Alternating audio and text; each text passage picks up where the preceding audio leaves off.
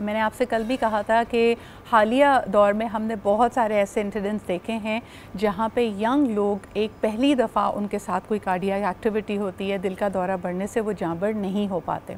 Interesting बात यह है कि हमारे पिछले 5-6 साल में हमने जब भी हार्ट हेल्थ के ऊपर प्रोग्राम्स किए हैं तो जो हमें सलाह दी जाती है, मिसाल के तौर पे आपने रेस्ट पूरा करना है, आपका एक एक्टिव लाइफस्टाइल होना चाहिए, आपकी डाइट क्लीन होनी चाहिए। हालिया होने वाले जो हादसात हैं, जो इंसिडेंट्स हैं, they have unfortunately happen to people जो कि रोल मॉडल्स हैं, जो कि इस एडवाइस को, इस सलाह को टू द टी फॉलो कर रहे थे। उनका खाना पीना भी क्लीन था, उनकी लाइफस्टाइल भी बहुत एक्टिव थी, लेकिन इसके बावजूद वो इस तरह के एक सिचुएशन से गुजरे और जाँबड़ ना हो सके। So let's try and understand कि what's exactly happening to people in the 30s and 40s। एक आम मिथ ये भी है कि आपके लिए यंग एज में अगर आपको कोई भी दिल का दौरा पड़े, कोई भी अमराज़ क़ल्ब में अगर आप मुब्तला होते हैं तो आपका जाँबड़ होना ज़्यादा मुश्किल है। So what exactly is happening as we age, क्यों जो सर्वाइवल रेट है दिल के दौरे का वो ओल्डर एज में उसकी प्रोपेंसिटी या उसका नंबर बढ़ जाता है। आज हमारे साथ मौजूद हैं डॉक्टर सुहेल अबरार। आप मेडिकल और हेड ऑफ़ आउटरीच हैं at the Tabba heart institute. Suhail साहब, बहुत बहुत शुक्रिया आपकी यहाँ पे मौजूदगी का। मेरा पहला सवाल आपसे यही होगा कि बज़ाहिर बहुत ही फ़िट, बहुत ही एक्टिव, बहुत ही ज़बरदस्त लाइफस्टाइल मेंटेन करने वाले लोग, जब हम अचानक से ख़बर सुनते हैं कि वो उनको हार्ट अटैक हुआ और वो जाँबड़ नहीं हो सके, how should we make sense of it? क्या फैक्टर्स हैं that is putting them on such high risk? देखिए, बहुत सारे फैक्टर्स हैं और हमारी कौमी सतह पे तो वो बहुत ज़्यादा एक्टिव हैं कि हम लोग बहुत नेग्लिजेंट हैं। हमारी कोई जो है स्क्रीनिंग नहीं होती है जब तक कि डिज़ीज़ जो है वो फैटल कोई इवेंट में प्रेजेंट नहीं करती है। लेकिन जिन लोगों की आप बात करें, ये अपेरेंटली तो हमें लगता है कि इनका लाइफस्टाइल और इनकी फ़िज़ीक और इनका वेट ओबीज़ नहीं है, लेकिन उसके लिए जो कुछ मेजर्स ये कर रहे होते हैं और उन लोगों के बैकग्राउंड में जो चीज़ें चल रही होती हैं वो उनको लिए प्रीडिस्पोज करती हैं। और दूसरी ये कि कुछ फैमिलीज़ होती हैं जिनमें हार्ट अटैक एट ए यंगर एज होते हैं, ये जेनेटिक मसला है और ऐसे लोगों में फैमिली हिस्ट्री बहुत इंपॉर्टेंट होती है कि ऐसा तो नहीं हो रहा। और अगर किसी की फैमिली में यंग एज में, हम जिसे कहते हैं कि मर्दों में 50 से नीचे एंड ख़वातीन में 60 से नीचे अगर हार्ट अटैक हो रहे हैं तो ये फैमिली में फिर एक पॉजिटिव फैमिली हिस्ट्री है प्रीमेच्योर कोरोनरी आर्टरी डिजीज़ की। तो इन लोगों के जो है रिस्क फैक्टर्स को जो है वो बिल्कुल देखना चाहिए और स्ट्रिक्टली ये है उसको कंट्रोल करना चाहिए। डॉक्टर साहब, पर्टिकुलरली अगर मैं एंटी एजिंग ट्रीटमेंट्स की बात करूं, a lot of people are injecting Botox, they are injecting fillers. इसके अलावा अगर मैं देखती हूं इंट्रावीनस बहुत सारे whitening injections and anti ageing injections जिसमें नैट ड्रिप्स शामिल हैं, जिसको आईवी के थ्रू लिया जा रहा है।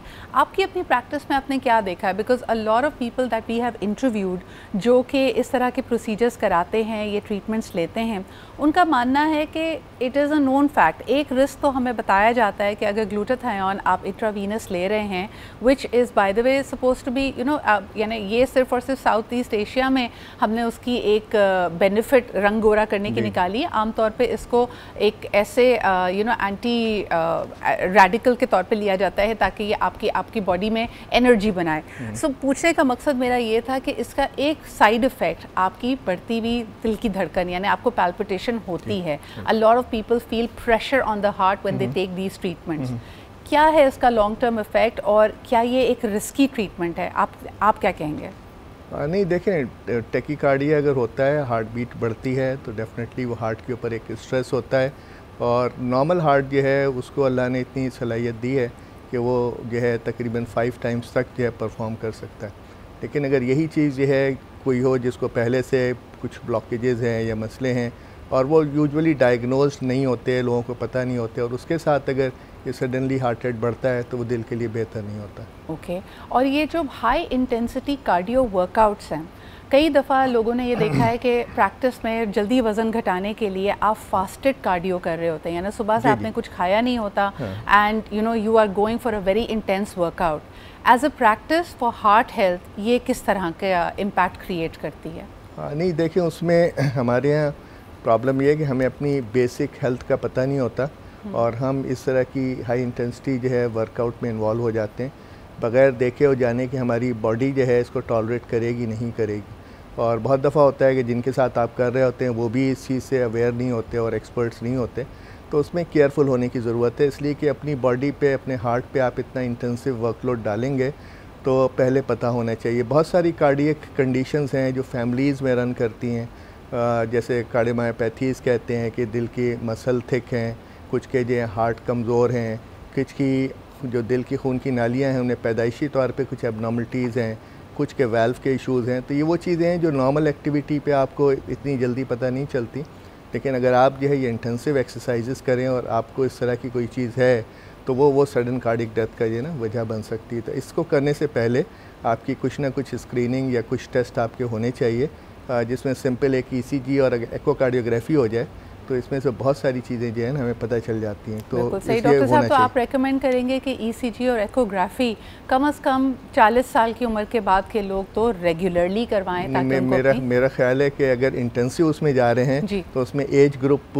नहीं है, इसलिए कि जो मैं कंजेनिटल चीज़ें कह रहा हूँ ये तो पैदाइश से ही होती हैं कि आपकी खून की नालियाँ अब नॉर्मल हैं, आपके दिल के मसल थिक हैं या आपका दिल का काम कम है, तो ये तो फैमिलीज़ में होती हैं, कंजेनिटल होती हैं, लेटर ऑन मैनिफेस्ट करती हैं, बट वेरिएबल है कि किस एज में करती हैं। बिल्कुल सही।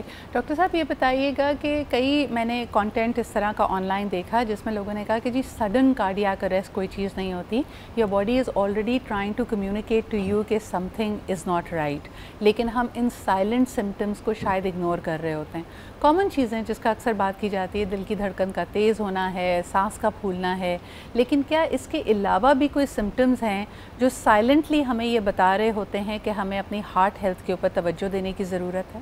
कि बिल्कुल बता रहे होते हैं। हमारे यहाँ फिर वही एक डायलेमा है कि जब तक हम बिल्कुल नाकाबिल बर्दाश्त सूरत हाल में ना पहुँच जाएँ, हम कभी भी मेडिकल अटेंशन की तरफ नहीं जाते हैं। इवन हमारे यहाँ लोगों को हार्ट अटैक हो रहे होते हैं और वो घंटों गुजार लेते हैं घर में कि अभी गैस का दर्द है और अभी मैंने 7 अप पी ली है और अभी मैंने ये चूरन खा लिया है, ठीक हो जाएगा। And when they come they are so late.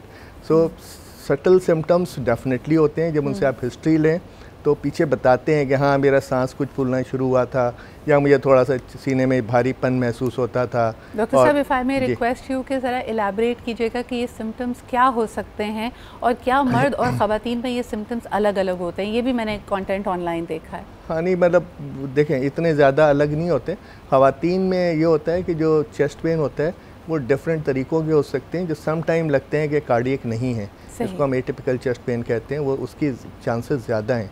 Symptom usually यही होते हैं कि आपका जो है एक्टिविटी पे आपको जो शॉर्ट ऑफ ब्रेथ होते हैं, लोग अपनी एक्टिविटी कम कर देते हैं और उसको जो इग्नोर करते हैं। लोगों को जो है वो चेस्ट में हैवीनेस या बोझ या भारीपन होता है, उसके लिए भी वो यही करते हैं कि जितनी एक्टिविटी पे होता है उससे कम कर लेते हैं एंड ग्रेजुअली एक्टिविटी कम करते जाते हैं अनटिल कि वो घर के अंदर चलने फिरने पे हो जाए, वो उसको इग्नोर करते हैं। तो मुझे बताइए कि कई लोग ये भी कंप्लेन कर रहे होते हैं कि ब्रेकिंग इनटू कोल्ड स्वेट्स, कि आप पंखा चल रहा है, एसी चल रहा है, आप ठंडे कमरे में मौजूद हैं, लेकिन यकायक आपकी body breaks into a cold sweat, या आप रात को गहरी नींद सो रहे हैं और अचानक इस तरह उठते हैं जैसे आपको लगे कि आपकी सांस रुक गई है या आपकी दिल की धड़कन तेज़ है। इन सिम्टम्स को हमें लिंक करना चाहिए टूवर्ड्स आवर हार्ट हेल्थ? देखें, कोल्ड स्वेट्स जो हैं वो यूजुअली जब इवेंट हो रहा होता है या होने वाला होता है उस वक्त होते हैं, लेकिन ये प्री अटैक सिम्टम नहीं होते, ये बिल्कुल जस्ट बिफोर या ड्यूरिंग अटैक होते हैं। तो अगर इस बात, कुछ लोग होते हैं जिन्हें चेस्ट पेन नहीं होता और उनको सिर्फ जो है वो कोल्ड स्वेट्स आने शुरू होते हैं एंड उसको वो इग्नोर करते हैं और यही कहते हैं गर्मी बहुत ज़्यादा है और शायद ये ऐसी काम नहीं कर रहा है। तो अगर सडनली कोल्ड स्वेट्स हो रहे हैं और तो उसको इग्नोर नहीं करना चाहिए, उसको देखना चाहिए कि क्या हो रहा है। और रात की नींद के हवाले से जो मैंने आपसे रात की नींद में देखें, अगर शॉर्ट ऑफ ब्रेथ होके उठ रहे हैं और उठने से बैठने से वो रिलीव हो जाते हैं, तो ये काफ़ी सजेस्टिव है कि आपके लंग्स में कुछ जो फ्लूइड जमा होता है टाइम के साथ और वो आपको शॉर्ट ऑफ ब्रेथ करता है। लेकिन दूसरी तरफ जो है वो साइकोलॉजिकल भी होता है कि लोग उठ जाते हैं और फिर लेटे ही रहते हैं और उनको नींद नहीं आती, वो डिफरेंट है, लेकिन इसमें आपको बैठना पड़ता है रिलीफ करने के लिए। ओके, तो ये तमाम सिम्टम्स ऐसे हैं जो आपके लिए इंडिकेटिव होने चाहिए। अपनी सेहत का ख्याल रखें। अगर आपकी फैमिली में ऑलरेडी हिस्ट्री मौजूद है, एक मेरे ख्याल में हमें अब इस पर भी काम करने की ज़रूरत है कि आपके जो करीबी रिश्तेदार हैं, कम अज़ कम आपके grand parents both sets and your parents, उनकी आपको मेडिकल हिस्ट्री पता होनी चाहिए। कई दफ़ा लोग डॉक्टर्स के पास जाते हैं, डॉक्टर्स जब ये सवाल करते हैं तो उनको बिल्कुल नहीं पता होता क्या अद्वियात ये इस्तेमाल कर रहे हैं, क्या आपकी फैमिली हिस्ट्री है। आपको ये जानना बहुत ज़रूरी है। अपनी सेहत का, अपने दिल का बहुत ख्याल रखें। बहुत बहुत शुक्रिया डॉक्टर साहब हमारे साथ मौजूद होने के लिए।